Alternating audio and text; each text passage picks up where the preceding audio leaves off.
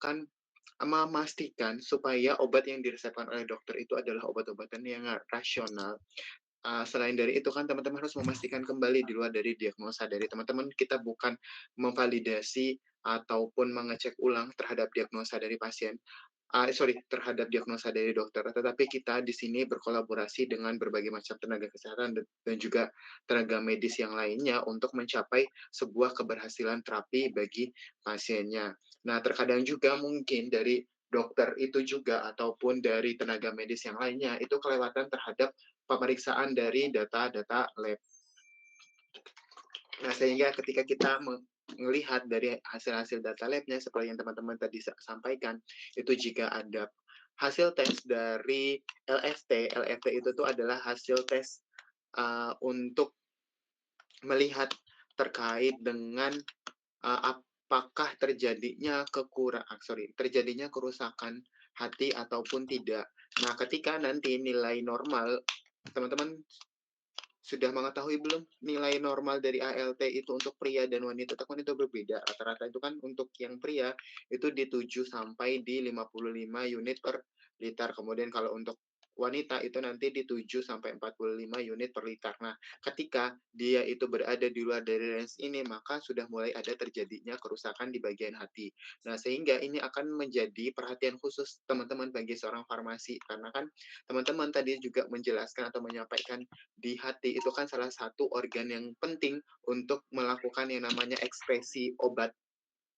Nah, jadi ketika nanti permasalahan di bagian hatinya ini sedang bermasalah ataupun nilai ALT-nya itu mengalami peningkatan, sehingga teman-teman harus memperhatikan obat-obatan yang berada atau yang diekskresikan melalui yang namanya hati, sehingga apakah perlu yang namanya adjustment dosis agar tidak memperparah terkait dengan kondisi hati dari pasien sehingga nilai ALT-nya masuk kembali ke dalam range normal atau seperti apa.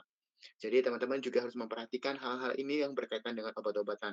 Jangan sampai nanti obat-obatan yang diresepkan oleh dokter itu yang diekspresikan di bagian hati, sehingga itu akan memperparah kondisi hatinya atau menambah beban kerja dari si hatinya. Karena hati ini adalah salah satu organ yang berfungsi untuk mengekspresikan obat-obatan.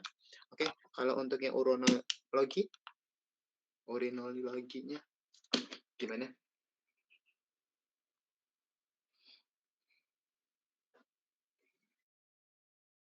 Lewat beberapa pemeriksaan, yaitu parameter penentuan gangguan saluran kemih, seperti urinalisis atau tes urin, leukosit pada infeksi, nitrit pada bakteri, eritrosit atau darah pada iritasi, batu, infeksi, protein, kerusakan ginjal, pH, dan densitas keseimbangan fungsi ginjal, kultur urin untuk memastikan jenis bakteri penyebab infeksi, USG saluran kemih melihat batu, penyumbatan, pembengkakan, atau kerusakan struktur, dan kreatin dan urin darah menunjukkan fungsi ginjal.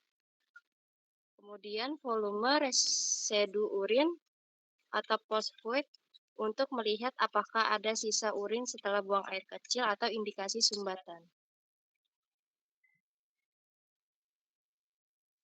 Baik, segitu aja Bapak. Terima kasih. Oke, sama-sama Mbak Hamidah. Nah, seperti yang sudah disampaikan oleh Mbak Hamidah, kalau pengecekan data atau interpretasi hasil lab pada saluran kemih itu dia lebih banyak dan lebih kompleks karena ada pengecekan dari proteinnya, pH-nya, dan juga yang lain-lainnya. Nah, ketika nanti teman-teman itu melihat dari data labnya ada yang bermasalah dan yang lain, itu nanti teman-teman silakan melihat jika nilai proteinnya itu lebih tinggi, berarti kan kemungkinan adanya infeksi bakteri di dalam situ kan sudah ada apakah antibiotik ataupun obat-obatan yang seharusnya diresepkan oleh dokter malah belum diresepkan oleh dokter.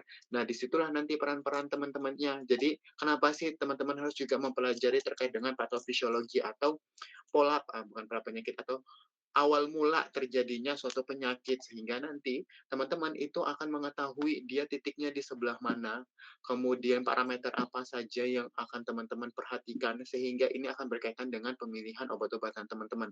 Apakah nanti obat-obatan yang sudah diberikan oleh dokter itu, obat-obatannya itu sudah diresepkan sesuai dengan kondisi dari pasiennya atau ada yang terlewatkan.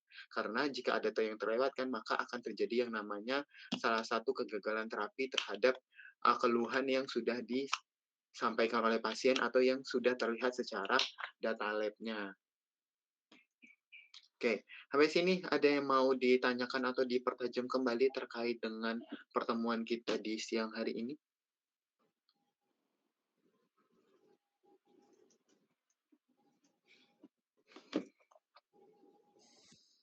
Tanyakan atau didiskusikan, mungkin nanti sampai ketemu kita untuk perkuliahan secara offline-nya mungkin di minggu depan, karena insya Allah saya hari ini itu akan berangkat juga ke Bekasi, sehingga nanti kita agendakan perkuliahan secara offline, nanti kita sepakati bersama melalui PJ mata kuliah patofisiologi untuk pertemuan kita di kampus secara offline, baik kelas yang reguler dan juga kelas non reguler, sehingga nanti pelajaran kita ataupun materi kita secara lebih interaktif kembali. Oke.